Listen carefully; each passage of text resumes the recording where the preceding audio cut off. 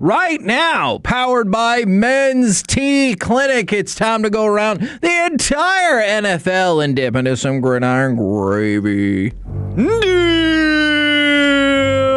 Dip it, don't skip it. Now, I like that. Let's start with the news that the Seattle Seahawks are unlikely to put the franchise tag on Kenneth Walker. One of the reasons is they have a lot of other free agency goals they're hoping to achieve. So the first question I wanted to ask was this. You're the Seahawks. Let's say for some reason you can only have one. Do you prefer Kenneth Walker or Rashid Shaheed? I mean, you have running backs. Probably Shaheed. Okay. I still think they can get both of them. Although, Alec, I did see the Daniel Jeremiah mock this morning that we discussed earlier, and it had KC Concepcion going you don't to need Seattle a returner at 32. now. And I was just thinking of, A, as a returner, B, as an option opposite Jackson Smith and Jigba.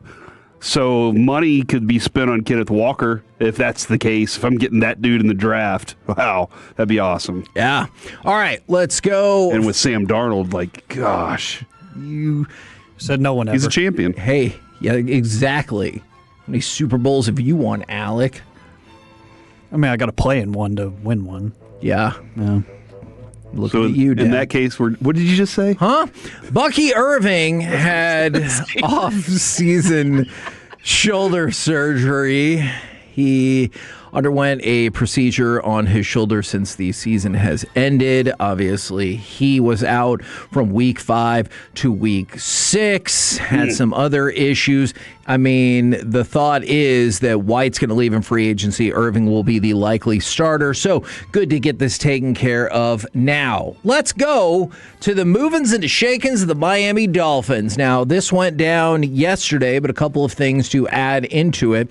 They released Bradley Chubb. They released Tyreek Hill. They released at least one, I think maybe 2 other players that will clear approximately $56 million in cap space next year. But I think the one everyone's waiting for is to see what they're going to figure out and what they're going to do with Tua, because it would appear as though he does not have a future in Miami. Unless you think that's inaccurate. I think Mike McDaniels needs a complete rebuild with including the quarterback. I just think that's the case. Oh, hold on. He's gone. He got fired. Yeah, he's somewhere else. I think that whole organization needs a complete rebuild. I don't think that head coach needs to go in there and do that with Tua either. That's what Mike McDaniels got when he got there. Yeah. And he was like, well, I got to do my best to keep this guy healthy, and B, to convince this guy that he's as good as I need him to be. And a lot of times that was problematic. I still think he's okay, but I just don't think he is a franchise quarterback anymore. I'm very interested though, Kevin. I wanted to ask you: does Tyreek Hill affect the Pickens market? I don't think so, just because he's not good anymore. Okay. Now, I know in his goodbye post, he said the cheetah will be back. That's great. I don't think that's going to happen. I think that's going to be one of those where he needs to kind of prove that he can run still. Exactly. Yeah. But guess what? He might have to take that 1-year short deal. But guess who wants to make that deal? I'm going to loop back to 2 in just a second. Okay. The Kansas City Chiefs. Chris Jones has already stepped out and said that he would like Tyreek Hill. They are currently the betting odd favorites to get Tyreek Hill, just ahead of the Bills. I could see that.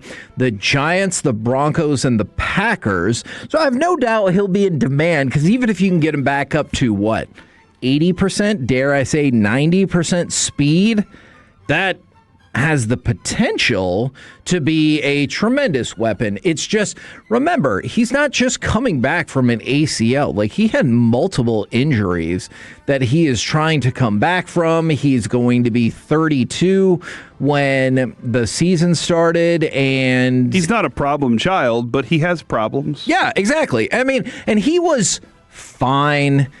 I guess, in 2024, but it's been 3 years since he's been really, really good.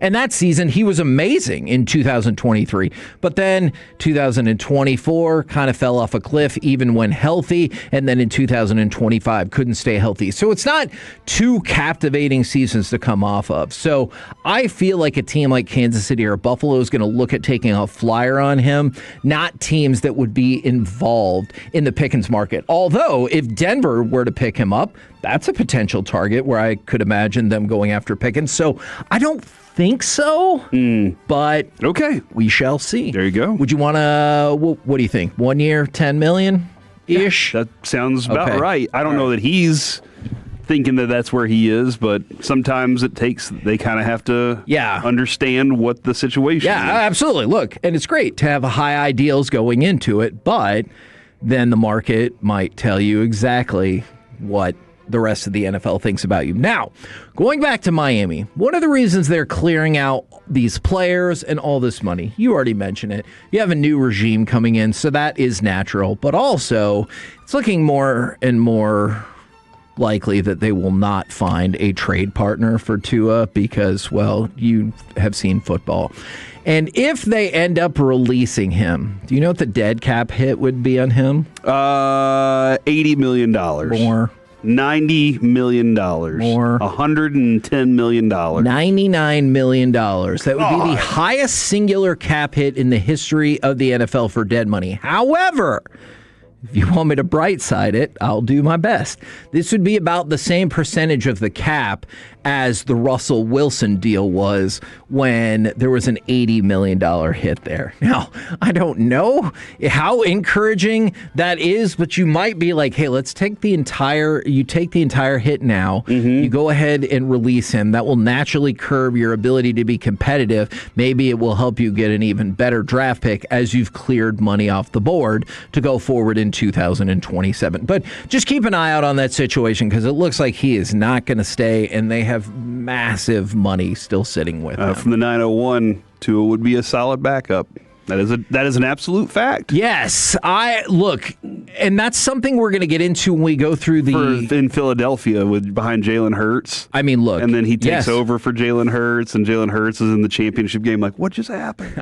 I mean, obviously, on the one hand, you'd think that's kind of hilarious, but if they're back in the championship game and it's not against us, then you're like, well, I guess you're doing something right. But you know what? We might be able to pick back up on that in the free agent rules in a little bit because I think you're onto something there. Now, I just saw this yesterday. It came out over the weekend.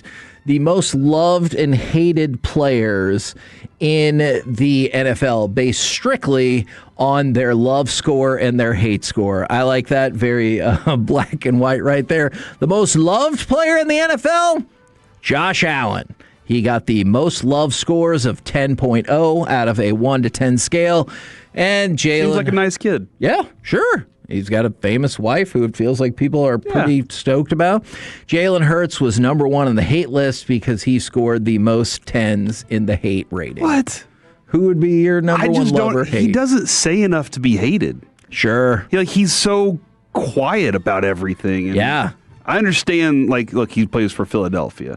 Go Birds. No, all right. Oh! I'm going to burn the computer down is what's going to happen. If you think that's weird, Jake Moody was number 2 on the hate list, and Luther Burden was number 3. I feel like that was driven by fantasy football right there. They're like, hey, stupid jerk, catching more passes. Come on, bro, what are you doing here? Of all the people I wouldn't have thought, you know who people really hate? Jake Moody and Luther Burden. But then again, same thing in the love. Kenneth Grant is 2 and Cam Ward is 3.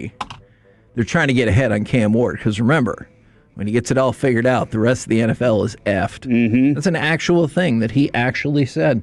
And a couple more things. Bad news for Cleveland, and I guess probably more appropriately for Ronnie Hickman. He was assaulted outside the lobby of a New York City hotel early yesterday morning, inside the lobby, treated for minor injuries, and he is back at home. And then Jameis Winston said he would probably like to go ahead and play another 12 years. Yeah, you go ahead and sign that deal right now. What would you give him for any 12 team, years? $100,000 a year, whatever the league minimum is. for the rest of the time. And just be like, hey, but we want you around for 12 years. For the speeches? Having the entertainment around. The NFL needs it. I don't think that a team should have to pay this deal. I think the NFL should pay this deal and just be like, we're assigning you to a team for the next 12 years. Okay. And each team will benefit, and so will the city that has him. Okay. I think he's entertaining as hell. All right. 12 years, $1.2 million. Again, NFL. I don't know if he's... NFL needs to whatever deal he needs to do, the NFL should do it, and then just assign him random every year, just move him to a different team. All right. Well, we will look into that.